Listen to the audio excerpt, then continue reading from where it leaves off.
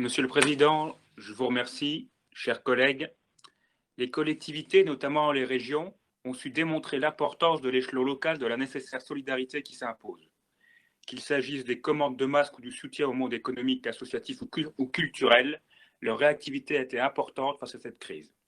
Les mesures d'urgence et budgétaires que nous voterons ensuite sont aujourd'hui plus que vitales pour de nombreux artisans, commerçants et indépendants qui, pour beaucoup, ne se relèveront pas des fermetures décidées.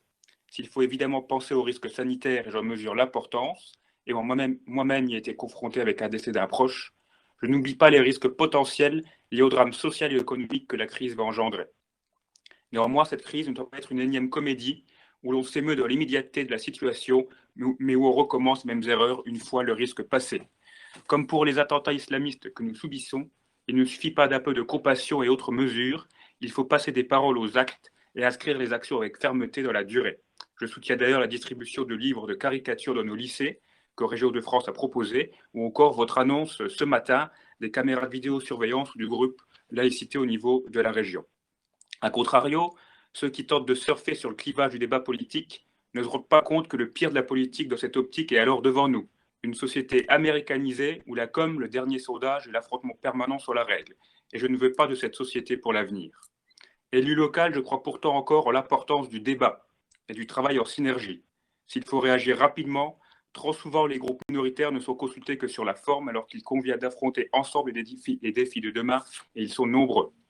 Notre région a bien avancé sur le soutien au monde économique, notamment, et a essayé, dans ses compétences, d'apporter rapidement une solution à tous ceux qui l'ont sollicité, et je vous en remercie. Nous ne pouvons évidemment pas nous substituer au gouvernement pour prendre d'autres mesures conséquentes. Nous n'en avons ni les compétences légales, ni les moyens financiers. Pour autant, je voudrais apporter quelques suggestions supplémentaires, à l'instar de la région Sud, pourquoi ne pas envisager ainsi une aide d'urgence au Resto du Cœur et autres banques alimentaires. Ils sont le corollaire de cette fragilité économique avec la précarité qu'elle engendre. Ou encore la gratuité de la restauration scolaire des lycées pour les enfants d'artisans et commerçants, touchés gravement ou fermés par la crise. Ce sont des bonnes mesures solidaires qui peuvent nous inspirer en complément. Plus globalement aussi, il nous faudra revoir dans nos communes, par exemple, l'extension des zones commerciales décidée depuis des années. Ne sommes-nous pas responsables de la mort des centres-villes en autorisant chaque année toujours de nouvelles enseignes, des chaînes dans les périphéries? On parle beaucoup des villes aussi, mais qu'en est-il de la ruralité où se trouve la vraie pauvreté? Silencieuse, elle, qui ne casse pas ou ne manifeste pas, trop fière pour réclamer, mais qui a désespérément besoin d'aide. Avec cette crise, on le constate par exemple avec le manque de commerce, de réseaux de santé, de moyens de transport ou de services. Il faut recréer de la vie dans nos villages et laisser des marges de manœuvre au local. Je pense aussi au monde du spectacle, de la culture ou de la nuit qui n'est pas assez soutenu et qui risque de s'effondrer. Au niveau associatif, peut-être, pouvons-nous aussi envisager de reconduire en 2021 le dispositif Élan bénévole, qui a été un véritable succès, et d'étendre les critères d'attribution du DIVAP. Nous avons aujourd'hui plus que jamais besoin d'entraide et de nos associations.